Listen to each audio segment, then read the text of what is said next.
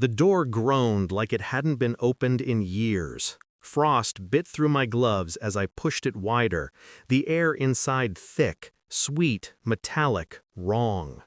We stepped into the kitchen first.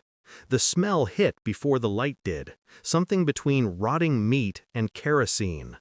On the floor, a trail of dark stains, thick as paint, leading to the shed out back. Sheriff Worden walked ahead of me, flashlight shaking. When the beam landed on her, what was left of her, the silence fractured. Bernice Worden, missing for 24 hours, now hanging upside down like an animal, headless, drained. I remember the sound the deputy made, a low choke, not quite human.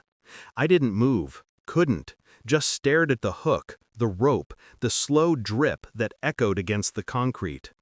There are scenes your mind tries to protect you from, but once you've seen them, you start to understand. Hell doesn't need fire.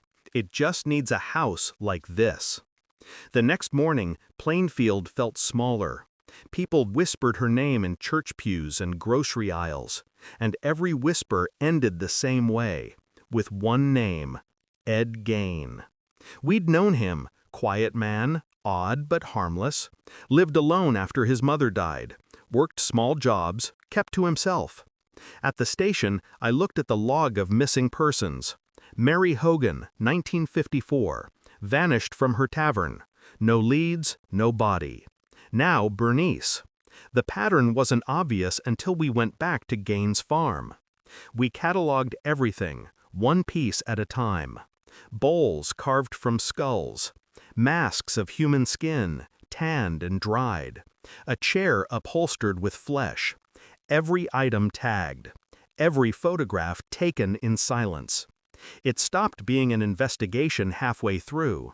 It became an anatomy lesson in madness.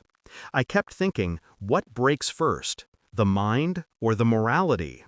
Because somewhere between those bones and that butcher's hook, Gein had crossed the line where human ends and horror begins.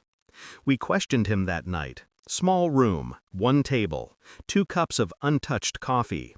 He didn't flinch, didn't deny, just smiled like a child describing a dream. Said he missed his mother, said he wanted to be closer to her. So he dug her up, and others like her. Each grave he opened, he said, was a visit. Each body, a gift. The room felt colder as he spoke. He described it like routine. Drive to the cemetery after midnight, choose the fresh ones, take what he needed, leave what he didn't. No anger, no remorse. Just calm recollection, as if stitching skin into lampshades was no different than fixing a fence.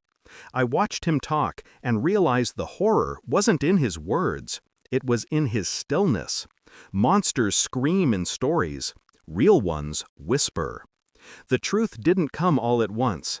It surfaced like something rising from the bottom of a lake. Under the floorboards, we found what he hadn't finished. Torsos half flayed. Organs preserved in jars. A heart in a paper bag labeled M. Mary Hogan. Missing 3 years. The evidence was overwhelming, but it wasn't the crime that haunted me. It was the intent. He wasn't killing for pleasure or revenge. He was reconstructing something. A woman, piece by piece, from the bodies he stole. A mother, reborn from the dead. When I realized that, I stopped thinking of him as insane. Insanity implies chaos. This was order, ritual, purpose, and that made it worse, because it meant he knew. They called it a confession, but it felt more like surrender. He sat across from me, hands folded neatly, and asked if they'd bury him near her, his mother. I didn't answer, just slid the file across the table. Photographs, evidence, every twisted thing he'd made. He looked down at them, and for the first time, I saw something flicker in his eyes. Recognition, maybe regret, maybe relief.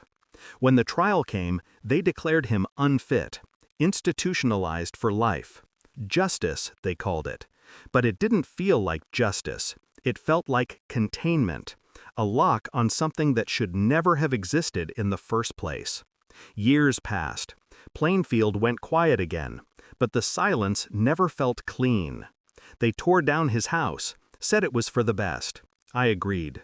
Some walls remember too much. I still think about that first night, the cold, the smell, the way the light fell across the rope in the shed. And I know, no matter how many locks or trials or headlines follow, we never really close a case like that. We just bury it deeper, and pray it stays buried. Because justice was never about mercy.